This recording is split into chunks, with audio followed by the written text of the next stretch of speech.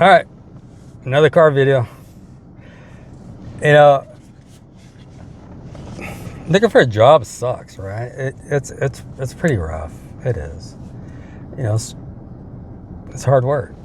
You know, I know it. You know it well as everybody else knows it. But we still need that job, right? We need that employer. We need that check. We need that. You know, we just need to pay our bills. We got obligations. Yeah, but the way I look at it, as I was an employer and I was an employee, so I kind of know both sides of the story. As an employer, it's the top. He's the one that's going to pay you. That business, that company, that entity is going to pay you. And you are the employee. So basically the employer is the groom or the bride, and you're the pick me. You know, you're the groom or the bride, but they're above us. Follow me. And if you kind of look at it that way, it probably could help you take the edge off and look at it at a different light. The employer, no matter what entity, it could be government, city, private, or any small, they're regular people that run it. There's no big computer, AI, or nothing like that. They're just people like you and I, got a break, knew somebody, and did whatever it had to do to get the freaking job. I'll get into that later. And yeah, they're just like you and I, man.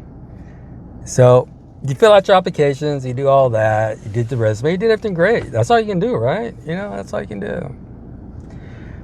Then you get that call, you know, you get that ring, you know, you get that vibration on your phone or something, some kind of notice.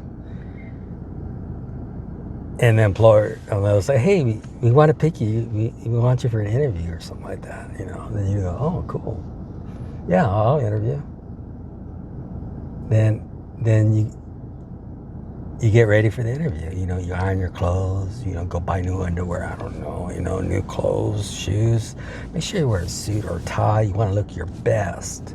Your woman want to look good. Whatever you got, you know, if you're a little this, a little that, you're trying to bring the best out of you. You know what I mean? You know what I mean? And you just want to look pretty, I guess, you know, look good, you know. And you don't got none of that and you're smart as crap. And you want to bring the intellectual side out of you, you know. Kind of look nerdish or something nerdy. I don't know. But we need to bring the best out of us for the interview. That's the start of the courtship. That's the way I look at it. We're courting this employer. Where you say, pick me. I'll promise you this. And in return, you get this. So basically, it's like a marriage. So the interview starts. The question starts flying around. And you start answering them. The person behind the interview table or people are smiling away, writing away. They're having a great time. You're having a great time. You feel like you're making that connection. In your mind, you're thinking, man, I need this job. I need to buy a car. I need to pay my bills. I need to pay my rent. I need this job. I need this job. That's what you're thinking, right? But they're thinking like, oh, what can we get out of this person? You know, will they do this? Will they do that? Are there trouble? Are they going to come to work? Oh, she's hot. Oh, wow. You know, I'm going to talk to her after work. Maybe I have a chance with her. They're just like you and I. They're no difference. They're a human being. Until the day we get AI behind that interview table, that's the game. They're just like you and I. Okay? They're just, yeah. Anyways, so all that goes good. The interview's over. You feeling good. You're walking out. Employer feels good. Both of you guys just got aroused. I don't know. It just feels great, right? Then you get that phone call. Hey, we want to offer the job. And you go, of course, you're going to take it, right? Yeah, I'll take the job. All right, why don't you come on over here on this day, you're going to sign some papers. But they ain't telling you those paperwork. That's the contract. That's the contract. What you don't obey this, you don't obey that, you do this, you do that. This is the consequences. Then when it's time to get rid of you, shit can you, I don't know how they're going to do it. If they do it,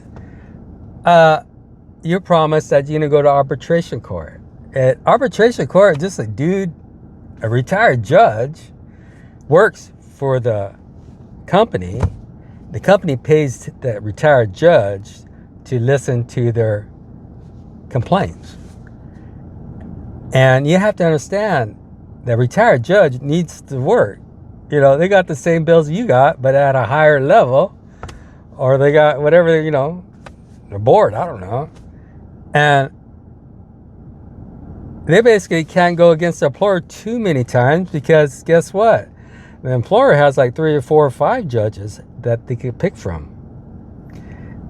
And the employer, just like you and I, they're going to go, you know what? This judge did this lousy and we're going to go to the next judge. And the judge knows that.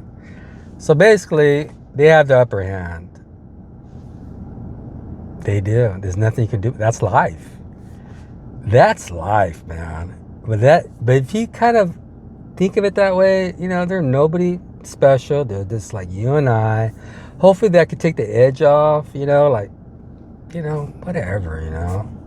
But we do need this. We need to work. We need to pay our bills, and we need to do all that. We have obligations, you know. We want to have fun. We want to live life, you know. You know, that's the system, and yeah, that's what it is. All right. Hey, on part 2, we're going to talk about the honeymoon phase. You know, that might be interesting. Part 2. Take care. Bye.